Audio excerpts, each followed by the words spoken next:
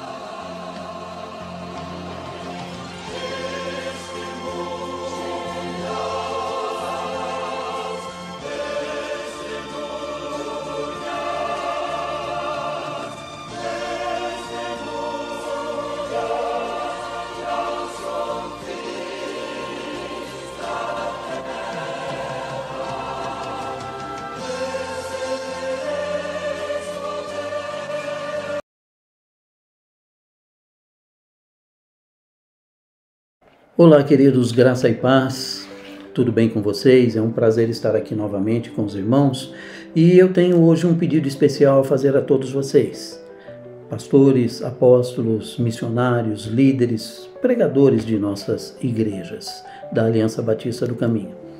Meus queridos, Deus me colocou um desejo no coração de conhecer todos vocês, mas nem sempre nós podemos estar juntos e também não é só meu esse desejo. Eu entendo que muitos dos que estão no campo às vezes ouvem falar de um outro colega, de um ministério e não têm esse contato. Então, conversando com o apóstolo Zé Maria, nós decidimos estar abrindo, além deste horário que nós temos aqui, que eu tenho uma ministração semanal para os irmãos, nós vamos colocar mais uma ministração só que de vocês. Se você puder, por gentileza, estar enviando para mim uma gravação de vídeo que pode ser feito no celular mesmo, por volta de 5, no máximo 8 minutos, para nós estarmos colocando semanalmente uma mensagem de um dos pastores, um dos missionários do campo e todos os outros poderem assistir e conhecê-lo. Desta forma, nós estaremos já nos entrosando, utilizando o caminho da internet, que é um caminho que Deus está nos proporcionando, tá bom, queridos? E com isso, nós estaremos nos aproximando mais. Eu vou colocar o meu WhatsApp aqui, ou melhor, vou falar, você anota aí, fica mais fácil, tá? É 19 98139 6007. Com esse número aí você pode enviar para mim pelo WhatsApp o seu vídeo e nós estaremos aqui montando e postando toda semana o vídeo que vier do campo, tá bom? Posso contar contigo? Que Deus nos abençoe, guarde e proteja e que essa batalha já está vencida em nome de Jesus. Fique na paz, querido.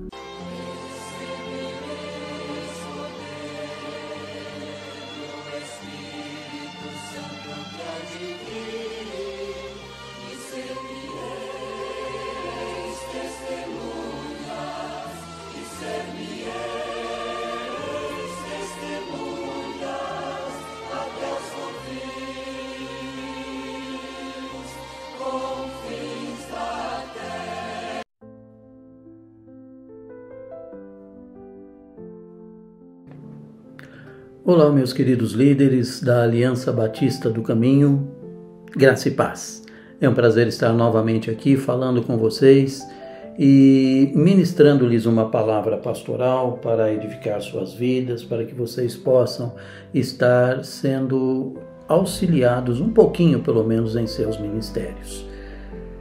O reino de Deus e as tribulações. Eu tenho lido esses dias o livro de Atos e me atentado mais, porque a gente lê a Bíblia por várias ocasiões, né? E de repente você está focado em uma coisa, em outra, mas o Senhor está me chamando a atenção dentro desse aspecto de sofrimento, agonia que nós temos passado ministerialmente, tá? Então, eu gostaria de me ater aqui no verso 22 do capítulo 14 de Atos, que diz o seguinte: é necessário que passemos por muitas tribulações para entrarmos no reino de Deus.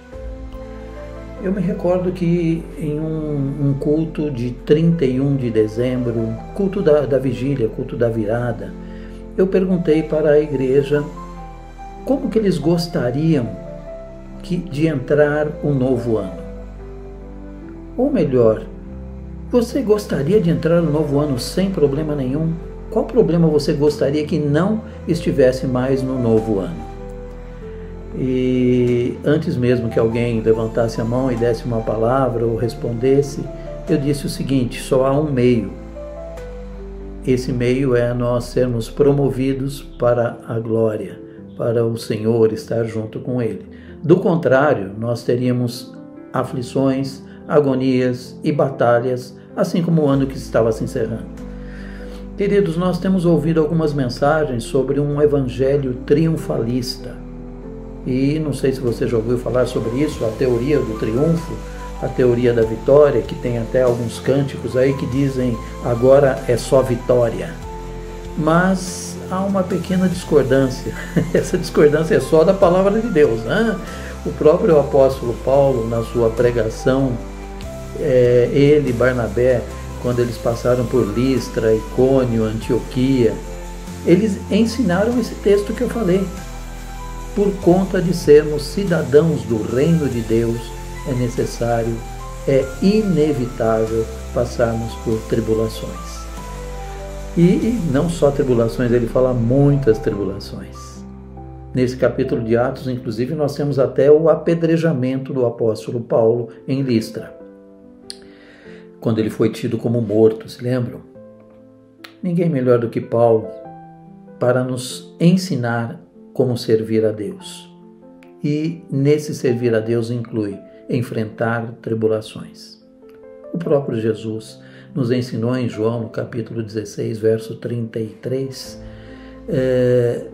para nós encontrarmos descanso nas suas palavras. Ele disse-nos coisas como: no mundo tereis aflições, tende bom ânimo, eu venci o mundo.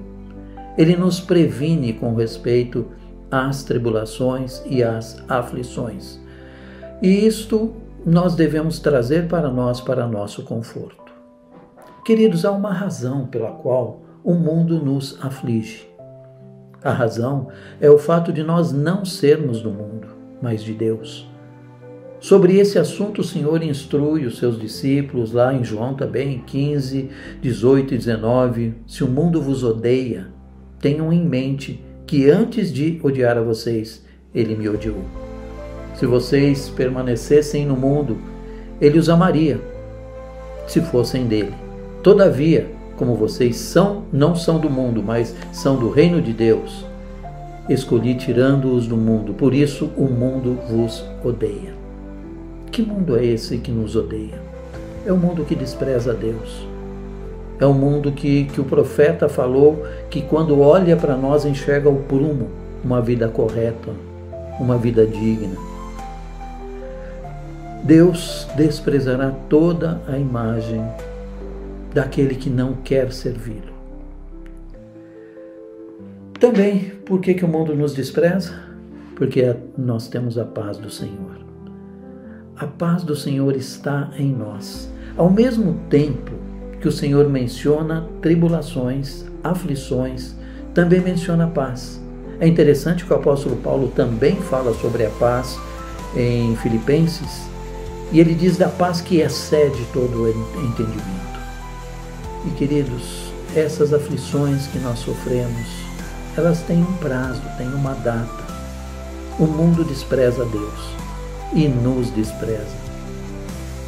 E quanto mais, cada vez mais que eles desprezam ao Senhor e desprezam os ensinos de Deus, eles vão ter mais aflições. Nós temos, por exemplo, um muito clássico, os nossos dias atuais. Quantas mudanças estamos tendo climáticas? Por conta do quê? Daquilo que o homem tem feito. Ele está consciente e todo ano nós temos reuniões mundiais para decidir sobre as temperaturas do mundo, sobre a emissão de gases poluentes. Mas em que resulta isso? em nada. Infelizmente, o homem não tem como consertar aquilo que ele já fez. O Senhor Jesus, lá em João capítulo 14, ele diz: não se preocupe, não se turbe o vosso coração.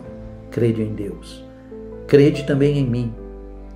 E ele nos dá o alento de dizer que na casa do meu Pai há muitas moradas. Essas aflições têm o seu tempo, vão passar. Como eu disse, já citei João 16:33, no mundo tereis aflições. Mas ele diz: tende bom ânimo. E esse ânimo deve permanecer em nossos corações. O reino de Jesus subsistirá para sempre.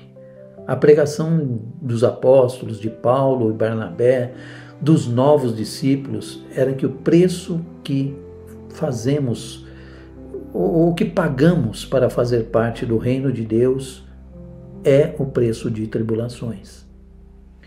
Eu, quando ouço uma dessas mensagens de que o crente não passa por dificuldades, que o Senhor vai trazer tudo para as nossas vidas, me parece que elas não condizem com o ensino da palavra de Deus e com o testemunho. Quando entramos no livro de Atos, nós vemos que temos uma incumbência também de estarmos seguindo o testemunho dos apóstolos, a forma com que eles serviam, assim como o nosso supremo exemplo é Jesus. Nós precisamos fortalecer a nossa aliança com Ele. O lucro é imensamente compensador, queridos. Afinal, Jesus venceu o mundo. Quem tem uma aliança com Deus tem a promessa de ser mais do que vencedor. Seja corajoso, seja firme, afirme mais a tua fé. Conforme o verso que nós lemos, esta é a ênfase dada pelos apóstolos aos novos discípulos e também àqueles que já estão na luta. Para nós hoje, que estamos na batalha há tanto tempo, quantas são as situações, os momentos que nós temos que nos agoniamos, que sofremos, mas então nós oramos ao Senhor e vem em nosso coração uma paz que nós não podemos explicar, uma paz que inunda o nosso ser. Essa paz, ela nos conforta, ela nos consola e ela vem após pedirmos a Deus. Ora, o próprio autor de Hebreus fala que nós não devemos tirar os olhos de Jesus, que suportou a cruz e a vergonha para alçar o propósito de estabelecer o reino. Está lá em Hebreus 12:2. Então, meus amados, lembrem-se que a vida cristã não consiste apenas em vitórias e também não consiste apenas em dificuldades. Muito pelo contrário. Mesmo nas dificuldades nós temos a paz do Senhor em nós. E isso se torna um exemplo para o mundo. Mesmo nas dificuldades nós temos a certeza, a fé que o livramento vai chegar. Porque nós não cremos em homens, nós cremos na palavra daquele que sempre cumpre. Deus nunca falhou e Ele não vai falhar. E nós não estamos desamparados. Posso eu falhar com você, podem outros pastores, outros líderes falharem com você, mas o Senhor nunca te desamparará. Que Deus abençoe a tua vida, a tua família, o teu ministério, nas lutas, nas tribulações, mas também na alegria e na felicidade, como diz a palavra de Deus, no gozo de podermos servir ao Senhor. Deus te abençoe, meu amado. É um prazer falar contigo. Fique na paz.